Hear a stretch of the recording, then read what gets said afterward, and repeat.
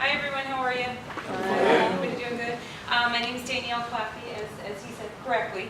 I am an attorney with Cook Immigration here in Atlanta, so some may or may not have heard of Cook Immigration before. So of course what we do is we practice only in the area of immigration law, whether it's family-based immigration and green cards, work, employment-based, different types of work visas, and everything in between. So I don't have too much time today, so I think what I may do is just go over some quick hot topics, some recent developments, some things you may have heard on TV, just even in the last 24 hours, and then just answer any questions if I can. So I would say probably the most important thing that we've all been talking about over the last 24 hours is the recent decision issued by the Supreme Court yesterday. Has everybody heard about that decision? Do you all know what it means even? And it's a bit of a complicated issue. So I'll kind of explain real quickly what that means for, they say about 4 million immigrants in the United States. I would imagine the number is actually quite a bit larger than that. What actually happened was, of course, we all know that President Obama had passed this new deferred action program, which is called Deferred Action for the Parents of U.S. Citizens and Lawful Permanent Resident Children, which also expanded the already existing what's called the DACA program, which was the program for childhood arrivals that was implemented in 2012, which has obviously helped thousands and thousands of children. So this new program was meant to be for parents. And those parents would qualify if they entered the United States before January the 1st, 2010, if they had a child who was born before November the 20th of 2014, and so long as there were no, what they refer to as significant criminal issues. Typically that means a DUI or more. Even with somebody who had a deportation order or other immigration issues could potentially still be eligible. So of course we were very excited when this passed, and then naturally, as some of the states do, the state of Texas immediately sued the United States, arguing that Obama had incorrectly implemented this new program. Therefore, it wasn't valid. So then that was going through the court system for the last, obviously, year and a half or so, until finally the Supreme Court had decided to take up the case and to listen to whether Obama had properly implemented this new program or not. So of course the decision that came out yesterday, the Supreme Court tied in their decision. Of course the reason being because Justice Scalia is no longer with us, so therefore it left it with a tie because it was 4-4. What that means in the end is that the entire program that Obama attempted to implement back in 2014 just simply goes away. And it may not be gone immediately, but really, in essence, what's happening is it goes back to the court, it's going to go back and forth, there's going to be more argument. Chances are the Texas court will agree with the state of Texas that it was improperly done, and there you go, DACA is now gone for 4 million plus immigrants in the United States who have children that have been born here or who have green cards here. So unfortunately, you know, of course we were very excited and really looking forward to a positive decision. Once again, it's been fully deflated, and hopefully we'll have to not wait too long, but I would imagine that depending on the newest, obviously the elections coming up and seeing what's happening, I can't imagine seeing reform again on the books, or what we're referring to as comprehensive immigration reform in our hopes, at least for another several years. And of course that also depends on the elections and what happens in November. So my next bit of advice is, speaking of the elections, if anybody in this room or anybody has friends or family who are lawful permanent residents and have a green card and you are eligible to become a citizen of the United States, please do so that you can cast your vote and hopefully the one that will help our country and immigrants in our country. And I won't go into more detail than that, but of course that's what we're hoping for. So the other thing I want to mention too is a lot of people, I've already gotten a lot of phone calls about how does this affect DACA. My child has DACA, or I have friends, or I have DACA myself. Does this mean that I no longer have DACA or that I can't renew it? Again, DACA is the deferred action for the children, okay, that came here at a young age before they turned 16 years old. Nothing has happened with the DACA program as it exists as of 2012. Okay, so all of those who currently have DACA, or even who may be eligible to file for DACA because they were here before turning 16 and before the date in 2012, can still renew. They can still file new applications if they were, you know, if they're still eligible and they've just been hesitant to file so far. That has not changed, so that's something very important to make sure everybody understands. The other thing to actually learn about DACA as well is, and this might get a little bit confusing, A lot of people may not be in the position where they're eligible for DACA, but they then can't file for a green card. And a lot of people say, well, how can I file for a green card?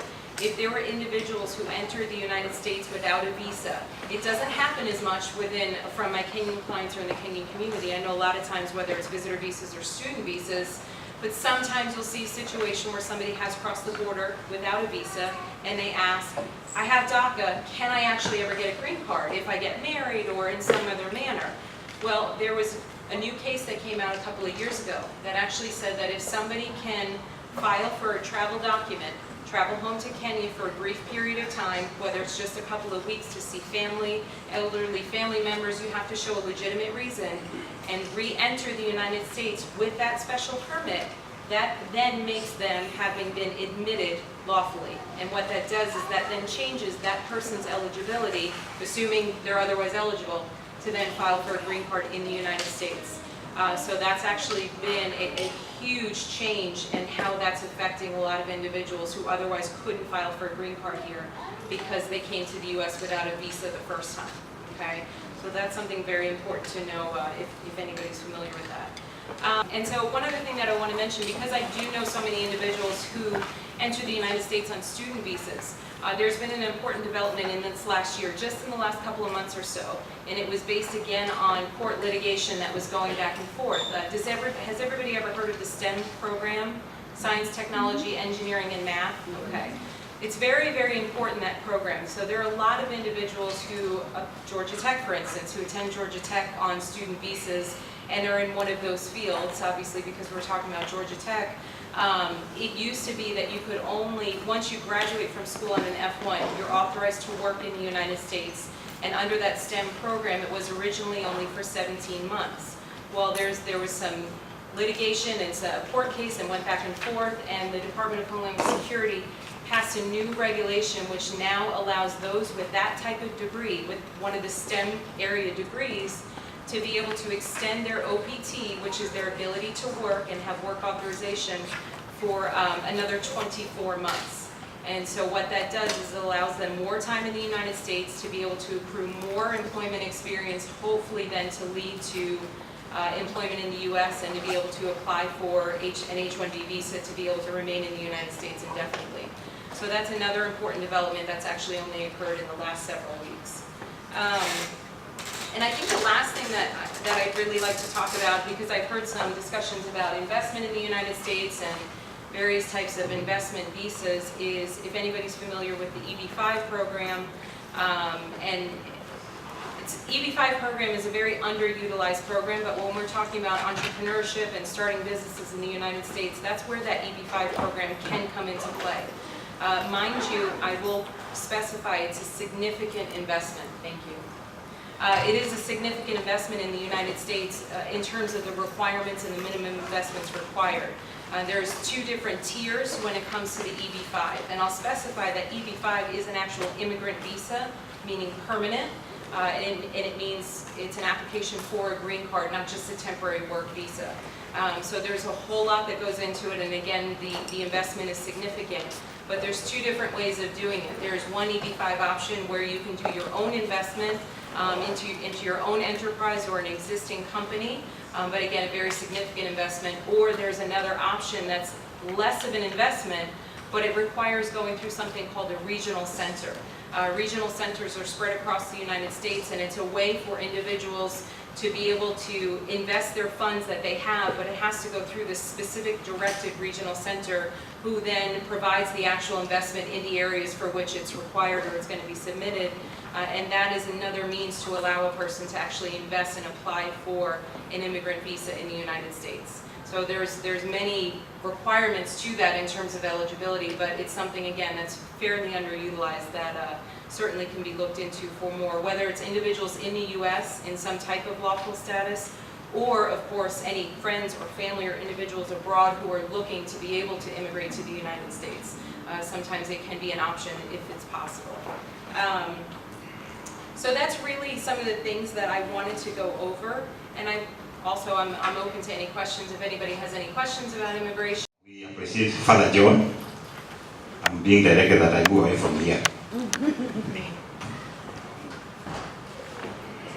would like to be restricted. Thank you very much, Father John, for the facilitation, and thank you, David, for this event. And I thank all the participants. You are saying what? Lift the mic. This one. Yeah. The other one. The other one. The other one. This one. Lift it up, yeah. Testing, testing. That's better. Yeah, that's better. Wow. You broke it. Some are falling off. Okay, I wanted to thank the organizers for this event because I traveled all the way from Kenya to come and participate in this forum. And I'm happy that Optiven also participated and sponsored. And we are happy when we support our own people in the US or in the diaspora. I know it. I support Shepherds of Commerce, I support the Dia Awards, and we have an event, call us. We are here to partner, to support each other. And George was using my name. I'm an entrepreneur, so I'll speak from an entrepreneurial perspective. And Optiven is a company that we founded immediately after the university back in 1998. And we have been operating in Kenya, helping our Kenyan people to acquire properties. And we make it as affordable as possible so that every Kenyan person living in Kenya or outside Kenya acquire their own real estate. And we do this with a lot of passion, and I'm happy that people like Kenya, USA, Diaspora, they're also participating in this kind of development, and people like David here, they are bringing Kenya together because the people to develop Africa, it's George Washiri and you. And I know that once we are together, we can be able to do more as we partner with our friends here, and we are able to learn from each other. And Optiven, we pursue the vision. I like the way he did the presentation, the vision. And we say that our vision is to be pace-setters in socio-economic transformation. Economic is the way we move around. Like I was in Seattle, I was in Texas, I'm now here marketing our properties. That's economic. But we are also very passionate about social. 5% of the money we generate, the revenue, not profit, the revenue, we dedicate that money back to the society. We have one of the most vibrant foundations. It's called Optiven Foundation. And we pick 2 children in every county, the 47 counties of Kenya, children without parents. We say we sponsor them as long as they acquire 350 marks in their exams, take them to school, the entire 4 years, buy the uniform, and we are happy that this year we had 10 A's from those children. The same 5%, we realize that Kenya is not, we are taking our parents for granted. We have left them at home in the villages, and we visit those counties with the poorest elderly people. Wherever they have a small house, we build for them 2 rooms, buy them a bed, a solar, a blanket, a cutlery, and a seat to sit on. Those shows are extremely excited. Last year we did a huge project in Kitui. This year we have a big project in Homa Bay to take care of the most vulnerable in our society. And then finally, on the social component, we are very passionate about environment. Every year we anticipate to plant 1 million trees. If you go to a project, every project that Optiven has done, we plant trees vigorously. One of the projects we have done, 2,000 trees, is called Victory Gardens. You can Google it, www.optiven.co.ke. Why? We know that the Mother Nature must be taken care of. I'm happy when I see a lot of American.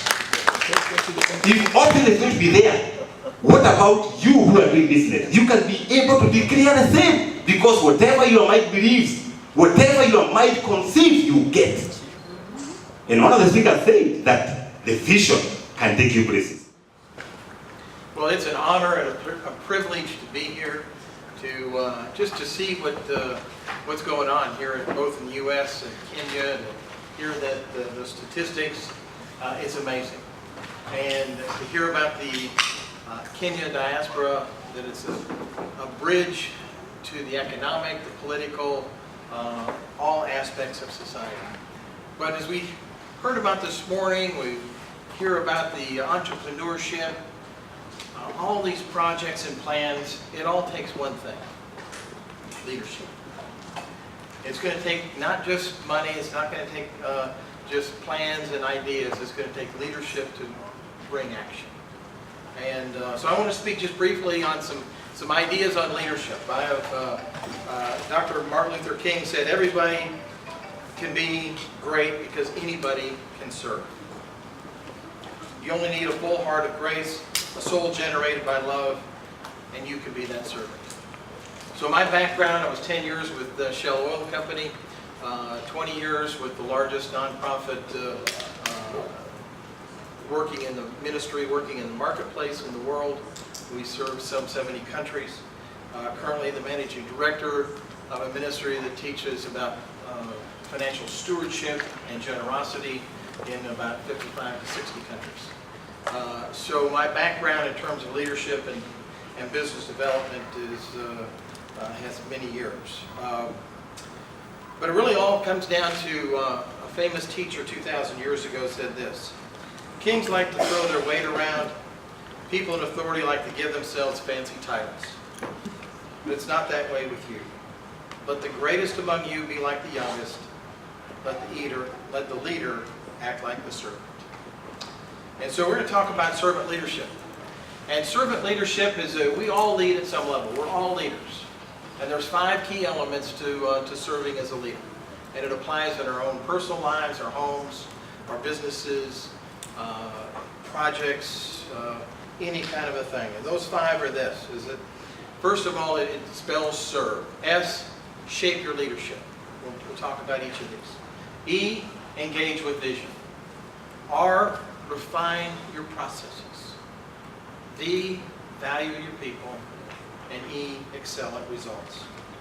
So this model that we've developed, and I teach and train on this around the world, really is a coalition. It comes together from a number of key major organizations, both here in the U.S. and that are around the world. Shape your leadership. It really comes from, I've had a lot of interaction with Chick-fil-A, leadership development people there, in particular a guy named Scott. We've been in a small group together. And, Chick-fil-A is outstanding. 2,000 restaurants, $6 billion worth of revenue, the highest ranking fast food in the last 2 years. Their number one issue, or that they teach on leadership, is to bet on the leadership, is to invest in the leadership. That's what Chick-fil-A does. It's not about chicken, it's about the people, and it's about investing in people. So if you're going to shape your leadership, there are 3 things that you need to really focus on in terms of your own personal leadership. And that, first of all, is trust. All leadership is about trust. If people don't trust you, they won't follow you. They won't work with you. Leadership without trust is called dictatorship. And so you've got to build trust. Build trust both personally as well as with your credibility. And that starts with integrity. It starts with character. It comes from within. We have to lead ourselves first. And if we're not leaders ourselves, how can we expect anybody to follow? So we have to examine ourselves and to have that sense of doing the right thing when nobody's looking. It's called character. The second thing is to build a culture of value within your organization or within your business. And there's 3 things of value. First of all, you value the people. You invest in people. You build up people. You engage with people. Second part of value is you add value to your product or your service. You make your product or service something that people want, that there is a special value to it. And then thirdly, you bring value to the customer. Because if no customers, there's no business. And so it's very simple. Leaders develop a culture of value within their organization. And so we have to work at that. And you have to model it, and then you have to deliver that. And the third aspect of shaping your leadership is all about being a servant. If you're not a servant, again, people aren't going to follow you. So we need to, what's a servant look like? One of the ladies earlier this morning talked about being mentors and wanting a mentor. That's what leadership is about. It's investing and serving other people. It's not about you lifting up your organization. Jim Collins wrote the book Good to Great, and he said that it was servant leadership he looked at, in 1965, there was almost 1,500 businesses on the Fortune 500 that they looked at. Since then, 11 of them made it to his study. All 11 of those key companies were what he called level 5 leadership, or leadership that had humility with professional focus. Can people hear me at the back? No.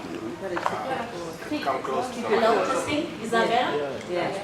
Yeah, please let me know if you can hear me because I have a record of speaking softly. Yeah, so my name is Juliet Nashorwa, and I was born and raised in Kenya. I was raised in a small village called Narayangara in Narok. Those people who know Narok is in southwest of Kenya. So I grew up into the Maasai community, and I'm the first generation. For those who are familiar, I'm the first one to graduate with a college degree. I have 8 siblings, so I'm the youngest. So you can imagine a lot of things happening in that family.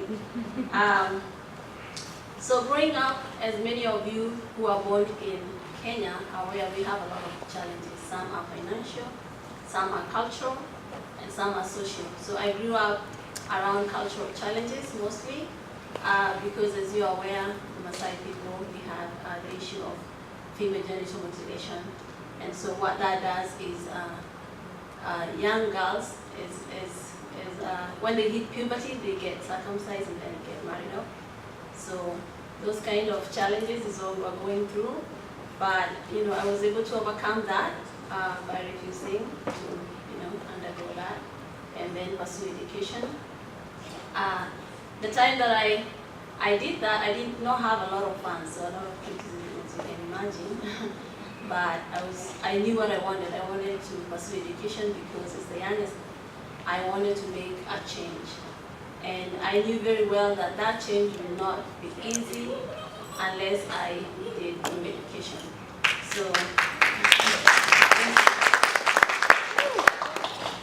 So what happened is, after primary school, I had to figure out how to pay for my high school because when you decide to make changes, you have to be able to face the consequences. And part of it is having 2 parents who are not educated. So you can imagine trying to make changes and they don't really understand where you're coming from, or they don't understand your passion. But thanks to my mom, who is a hero, she was a Christian and still is a Christian, and she was able to encourage me to keep pursuing. And so moving on, so my interest in women issues started when I decided to pursue education because I wanted to make some changes and make sure that we are breaking that cycle of making sure that a lot of girls go to school and are able actually to finish, go ahead to college and graduate with degrees, or just moving forward from then. So I always wondered, why did I grow up in a community, and I know some of the Kenyan community as well face this one, where women did not have the right to own property or make final decisions. Because I remember very well my aunts and other people around my community, every time we asked for something, the answer would be, oh, let's wait for your dad to come in the evening and hear what they have to say. So that meant that men were the final decision makers. So that really bothered me growing up. But I did not question because I was young, and you have to respect the elders, as we are all taught from Kenya. So what I did is, keep little notes by myself. Luckily, my parents could not read. And then, just taking notes, and then I happened to meet people from church, and that's how I was able to learn a lot of things. And then I went to boarding school. That was like an eye-opener for me. I met other people from other communities, and Wakanichanu or whatever that means. So I would also be very curious. What is that world beyond my village? Why are these people? They know a lot, and we don't know a lot. And I found out, you need to travel. But how are you going to do that? You first have to, be financially. Good morning, everyone. I'm Joe Beasley. I'm with the Rainbow Push Coalition, which is a civil rights organization that's headed by Reverend Jesse Jackson.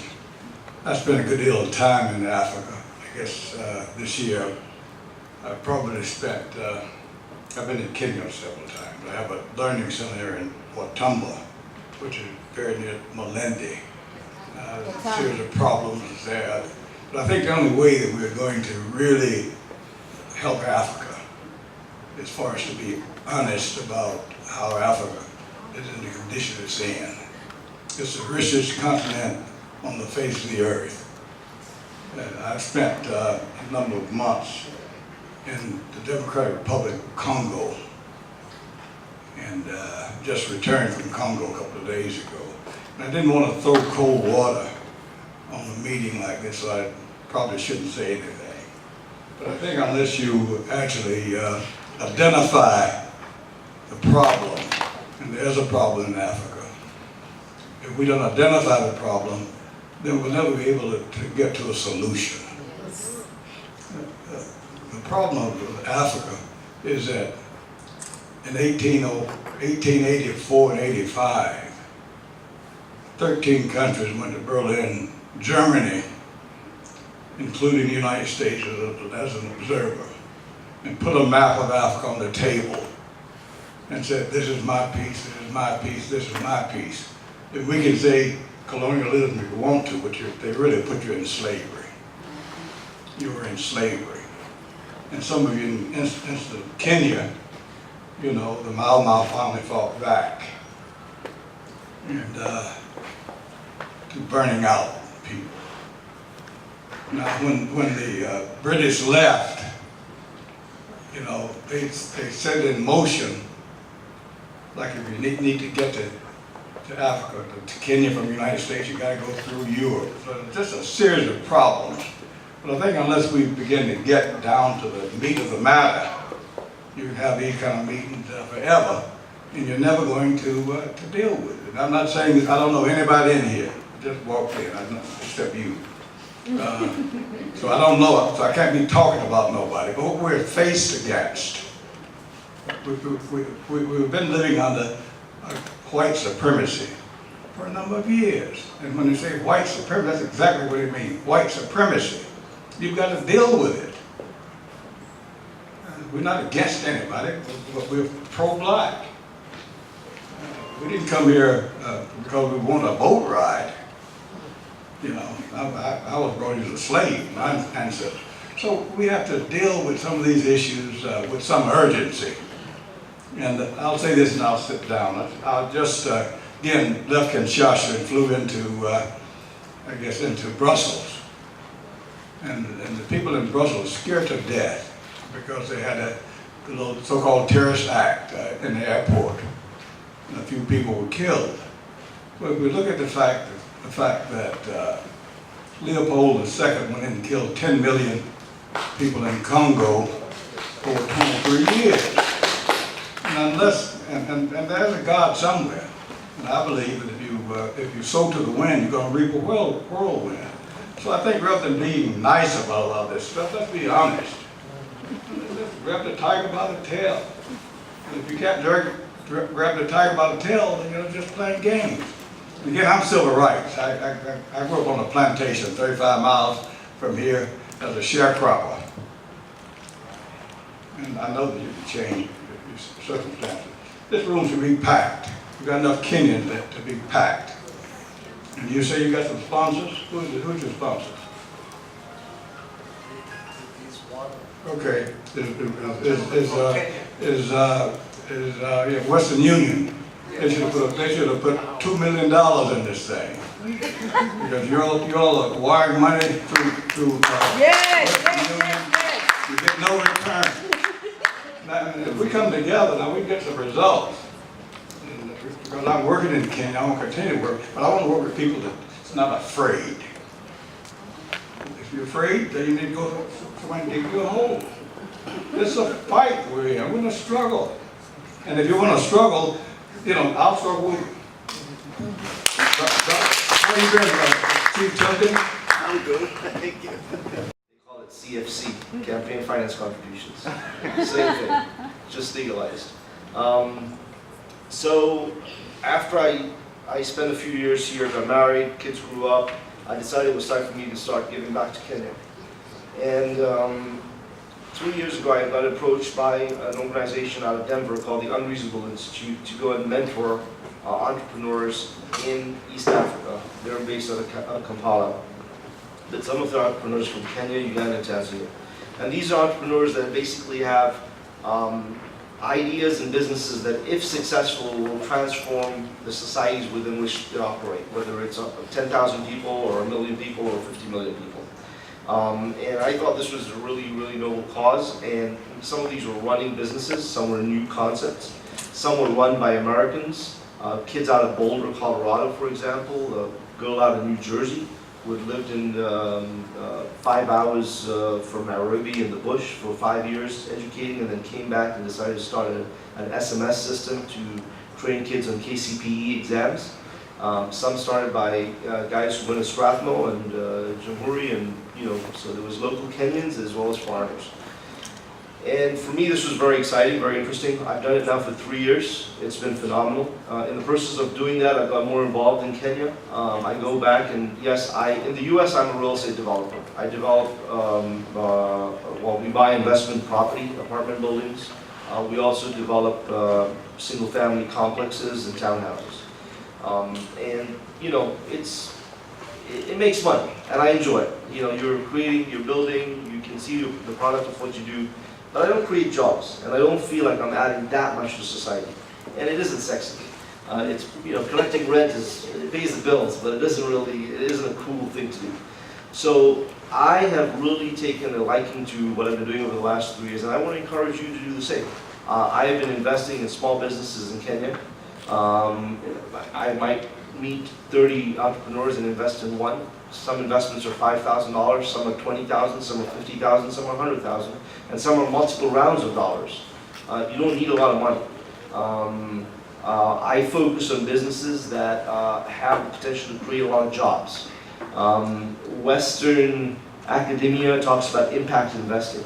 A lot of money in the impact investing space. I disagree with that. Their definitions of impact investing are too detailed. To me, in the West developed by creating jobs in the mid-19th century, or mid-20th century rather. And so if we create jobs in Africa and Kenya and Africa as a whole, then people are going to have more income, they're going to spend that money, they're going to educate their kids, and that will elevate society. And so I focus on finding businesses that can create jobs, and it's been a really, really cool ride. So what I want to get across to you is that this is not that hard to do. Obviously, you all have family there, and that's one way to go. But to be honest, getting in bed with family and money is a recipe for disaster. So be careful on that front.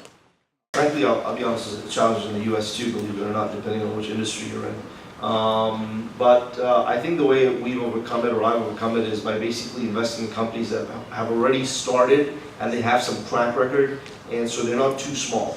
And I look to provide growth capital for them to expand.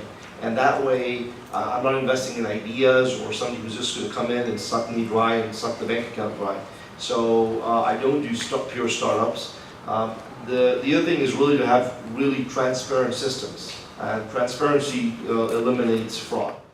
The invested here, they want to use Kenyan businesses here, especially in sourcing for the funds to construct, to build homes. Why don't we talk afterwards and brainstorm a little bit, because I don't think, if that's okay. Okay. I need some more details to give you some valid answers.